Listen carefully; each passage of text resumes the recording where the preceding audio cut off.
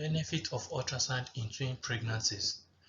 Diagnosis of twins, determining of chronicity of the placentas, evaluation of fetal anatomy, detection of fetal growth abnormalities and disorders, fetal surveillance, assessment of the presence of the complications such as twin-twin, transfusion syndrome, and entanglement, determining fetal presentation in labor, and guiding fetal intervention.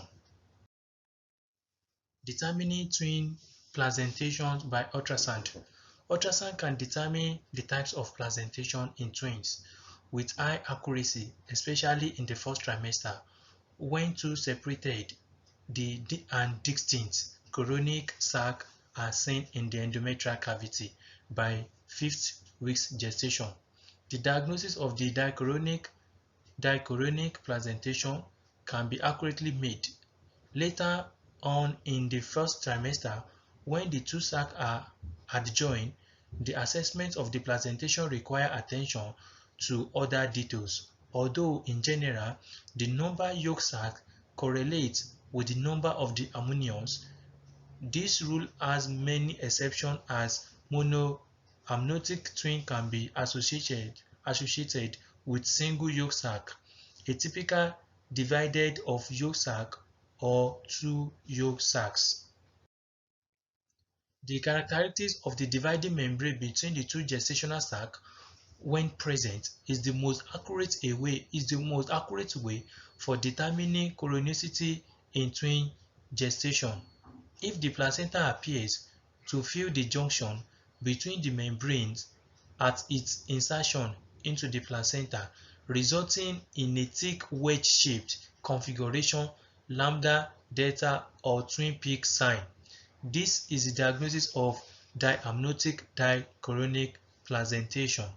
In monoamniotic pregnancy, the membrane attached to the uterine wall in a thin T-shaped configuration without any placental tissue at its insertion site. The accuracy in determining chronicity decreases with advancing gestations. It is therefore essential that in first trimester, ultrasound can be part of the management of twin gestation and that chronicity is determined and reported at that time when feasible.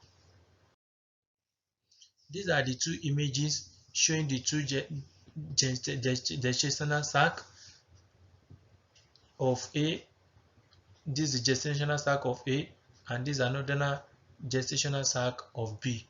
So when the pregnancy is progressing, you see the fetus growing more now in the A and also in B and separated by the thick membrane.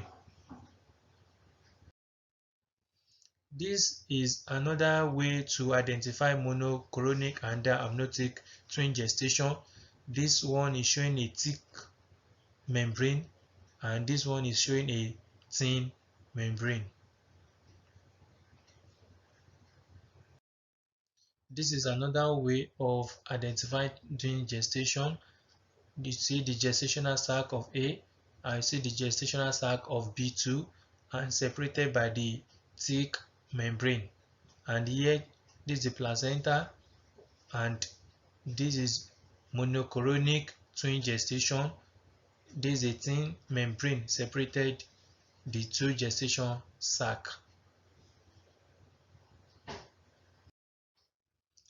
This is another image showing the membrane separated the gestational sac here, and you see another one on the down part showing the placenta fused in A and B